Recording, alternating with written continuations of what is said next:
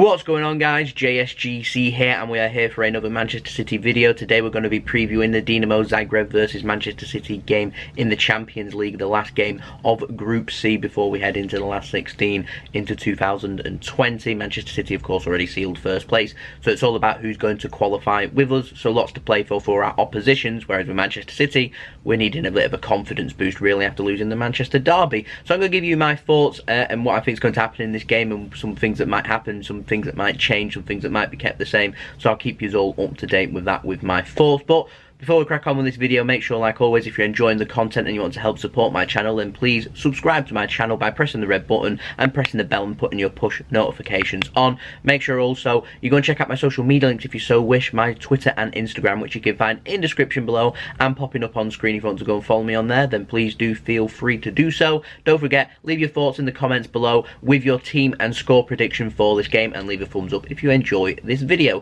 So I'm going to crack on with this video. I'm going to first up speak about our oppositions, Dinamo Zagreb, who are a Croatian side. They're a good home side in good form in the Croatian league. It's a difficult game for us. We're needing a confidence boost after losing the Manchester derby. So yeah, it's going to be a difficult game this for City, and it's going to be difficult as to what team we're going to put out, because one part of me wants us to put out like a youth team and a reserve team, a team that's basically going to turn up and probably going to lose, but I don't feel like that does much for the confidence of the players.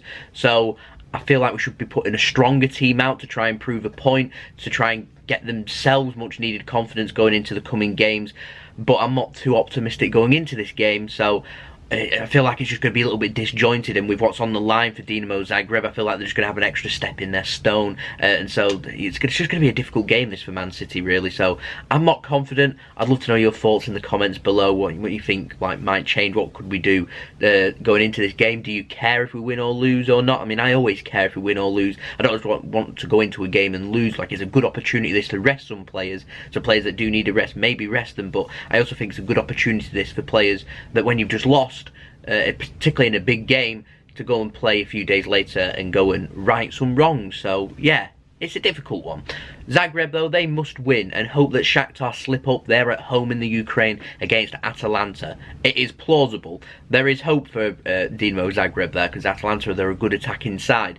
Atalanta need to win and hope that Zagreb do not win, I think. And for them to go through, might even need a draw or something like that. Like, all three teams can go through, so it's difficult. Sandwiched right between Shakhtar and Atalanta is Zagreb. They're hoping there's going to be a draw or an Atalanta win as long as Zagreb wins. So yeah, like I said, it's more interesting for who joined City in the last 16, because City's already sealed first place in the group. So City, well, might not care really, but like, we don't want to lose this game, and I want us to play well and I want us to win. So yeah, what's going to happen I do not know. If Shakhtar lose and Zagreb draw, then Zagreb do go out on head-to-heads, because I think it does go on away goal, finished 2-2 in the Ukraine and finished 3-3 in Croatia. So two very high scoring games there really. So yeah, like I said, expect some goals. It's interesting.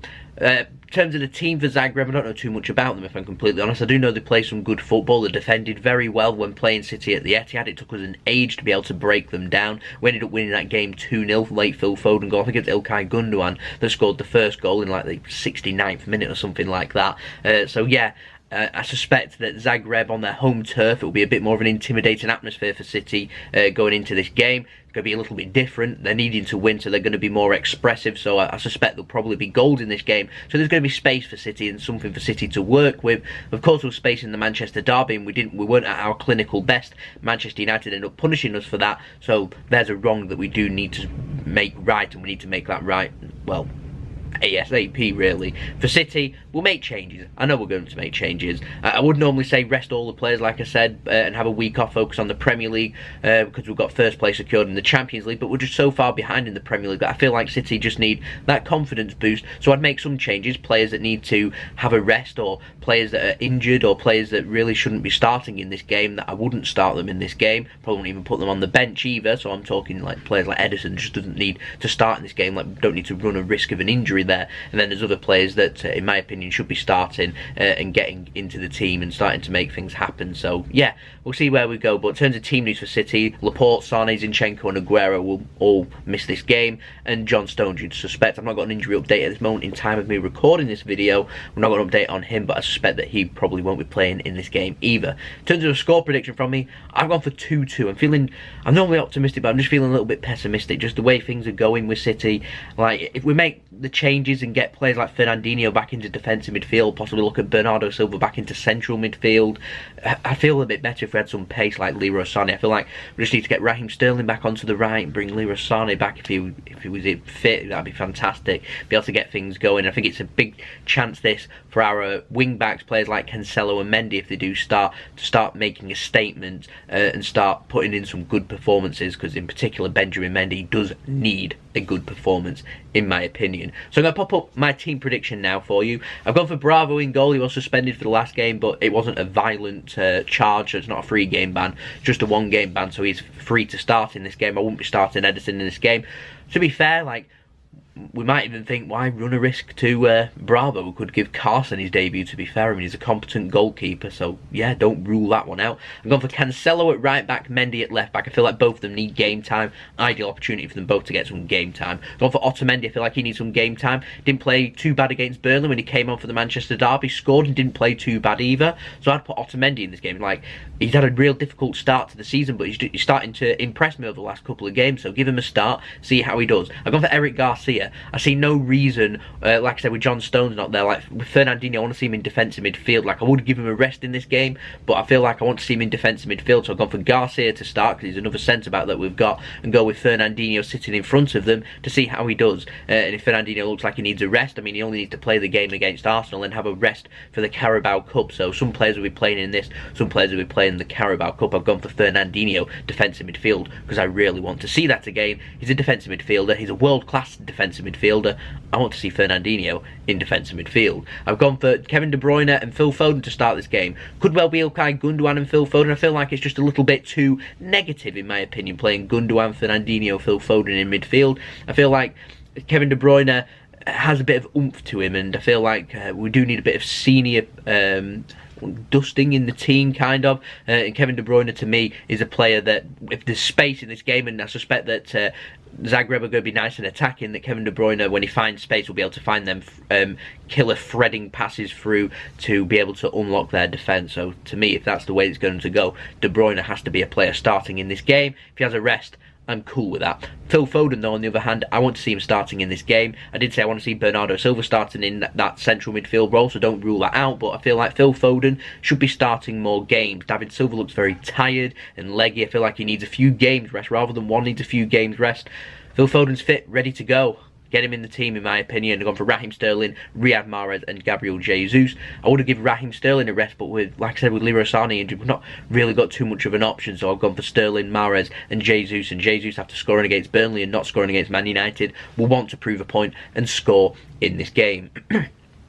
But yeah, like I said, don't rule out Bernardo Silva starting in this game. Don't rule out Scott Carson possibly starting in this game. And don't rule out seeing maybe a couple of other young players too. Like I said, if we're going to rest Fernandinho, we're going to play at defensive midfield. It could be Rodri, but he's played the last couple of games, so he might want a rest too. So we could see other players coming into the team. I'm talking players like Tommy Doyle could be coming. But I've filmed this video before Man City sent their squad out to Zagreb. So it'll be interesting to see who travels, who doesn't, injury updates, and see what young players are heading out there, because I suspect we'll see quite a few young players, if they're not starting, at least on the bench, because some of the players just need a rest. And it's a game at the end of the day that we don't need to win, and it's a game at the end of the day again that isn't really that important to Man City, but I do want a response and I do want a win. I always want to win every single game, even if it's a game that doesn't matter. We need a win, so go for the win. Game 5:55, weird kickoff time, PM GMT kickoff, live on BT Sports. If you aren't going, anyone going to Croatia, it's a lovely country, go and enjoy yourselves there. It's going to be a hostile atmosphere, I would imagine. It normally is in Croatia, so yeah, we'll have to see what's happening there. Hopefully the Man City fans will be behaving themselves after they've things that happened in the Manchester derby, which I don't want to see, and I found it, some of the bits that was happening, the racist chants and the chucking of lighters and stuff, just absolutely disgusting. So I'm hoping the club's going to stamp on that immediately. It's just not what we want to see. But yeah, Champions League, it's more interesting to see who goes through rather than what's happening with City. So yeah, it's a good opportunity here for no pressure. Go and be expressive. Go and try and win this game. I do suspect that it might be like that match in the Ukraine that we played against Shakhtar just a couple of seasons ago, where we ended up losing the game because there just wasn't that competitive edge to us.